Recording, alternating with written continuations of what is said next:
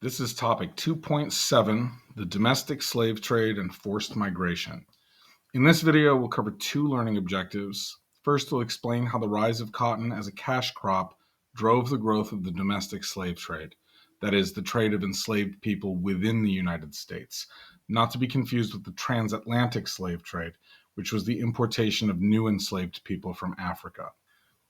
Second, we'll explain how this led to the displacement of African American families as enslavers in the Upper South sold people to the Lower South, where cotton planters were willing to pay high prices for them. There's a lot of economics going on behind the scenes here, so we'll try to frame some of this in terms of the market forces of supply and demand. We have seen how African Americans were commodified and treated as property at auctions. To understand how their lives were impacted by the economics of the 19th century, we should understand a few things about how the free market works. And we'll start by just defining the term market as a system of buyers and sellers for a particular commodity or good. And let's start with the commodity that became the country's most profitable cash crop during the 19th century, cotton. Cotton is a plant with soft fibers that can be woven into a lightweight, comfortable fabric that is still used by the majority of clothing manufacturers today. So let's imagine that there's only one seller of cotton in the market. Buyers of cotton have only one choice, and they have to pay whatever that seller charges. This is called a monopoly. But if another seller enters the market, they will likely offer a lower price to attract customers. If our first seller wants his old customer back, he'll have to compete with the new seller, and he might have to drop his price further. If more sellers enter the market, the competition for business increases and the price drops further. And this trend will continue as the number of sellers increases until they can't drop their price any further and still make a profit. At that point, the market is in equilibrium and the price will stop changing. As a general rule, prices will go down when the number of sellers exceeds the number of buyers for a particular good. Now, the opposite is also true. If we put some of these sellers out of business and add a lot of buyers, the sellers can raise their prices without fear of losing customers. The higher price makes the good more profitable, and this should also attract more sellers, hoping to cash in on that higher sales price. Economists use graphs like this one to show how prices are set by supply and demand. Buyers won't want to buy much of a very expensive product, but as the price drops, it becomes a better deal, so they will try to buy more. Sellers exhibit the opposite pattern. When the price is low, it might not be worth it to them to bring the good to market. But if the price rises, it becomes more profitable to sell, and more sellers will try to supply it. So we have our supply and demand curves going in opposite directions here, but somewhere in the middle they cross, and buyers and sellers agree to exchange this much of the product at this price. This is equilibrium. The market is in balance and the price has been set automatically. But sometimes things happen that change how much buyers are willing to pay or how much sellers are able to sell. And in the 19th century cotton market, demand for cotton was rapidly increasing, which meant that buyers wanted more of it, even at higher prices. What could have changed the behavior of cotton buyers in this way? The answer has to do with the Industrial Revolution, when machines began to replace human workers in manufacturing. Industrial equipment like the power loom could weave cotton into fabric hundreds of times faster than human hands. And this meant that the textile manufacturers in northern factories needed a far greater amount of cotton to feed into their machines, thus driving up the demand for cotton.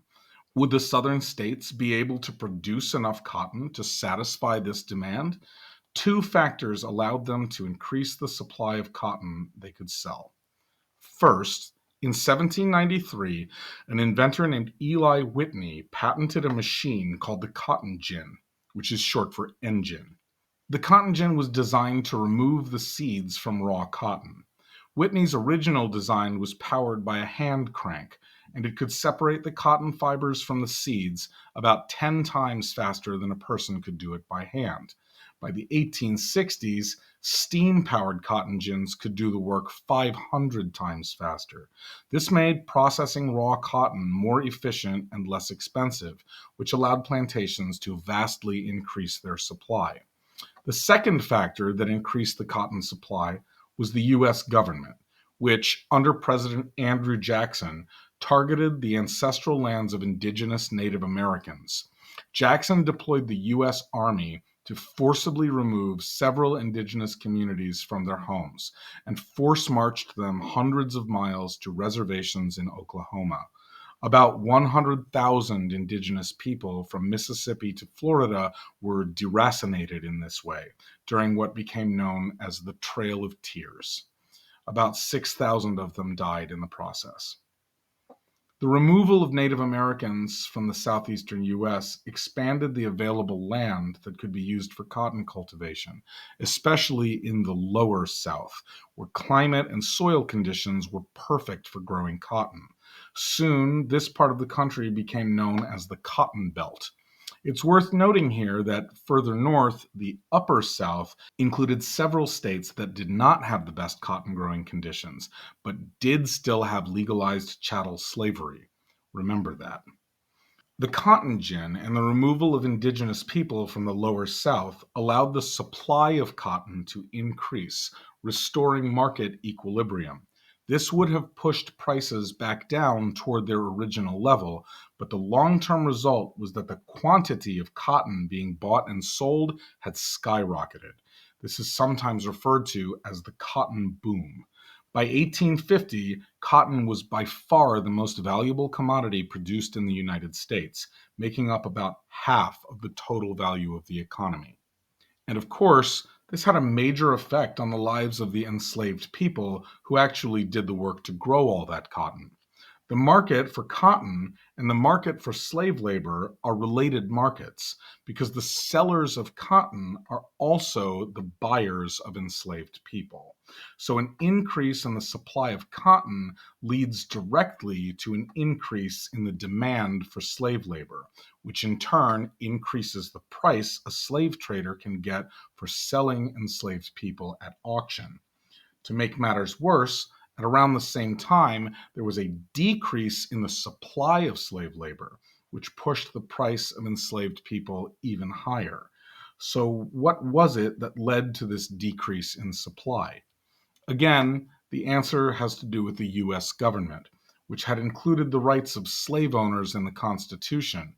At the same time, however, some of these men were starting to feel a little icky about the whole Middle Passage thing, what with the publication of diagrams exposing its terrible inhumanity. So they decided that they would ban the foreign slave trade, not right away, but after 20 years. So, 20 years go by, and cotton planters in the South are demanding huge amounts of slave labor to increase their supply of cotton. And then this new law banning the transatlantic slave trade takes effect.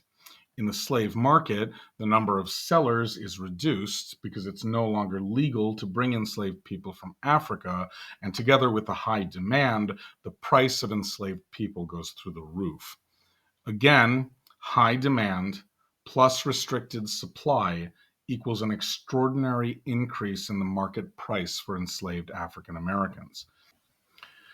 And here's where we return to the upper South, where cotton doesn't grow well, but human beings can still reproduce. Slave owners in this part of the country found that they could make a huge profit by force breeding or simply raping their human property and then selling the children that were produced. The enslaved population grew quickly due to childbirth, and while only 388,000 Africans had been brought to mainland North America on slave ships, there were soon 4 million African Americans who had been born into slavery in the U.S. As families were separated and children were sold, a new slave trade emerged, the domestic slave trade. Domestic means home, so this refers to human trafficking here within the U.S., as opposed to importation from Africa.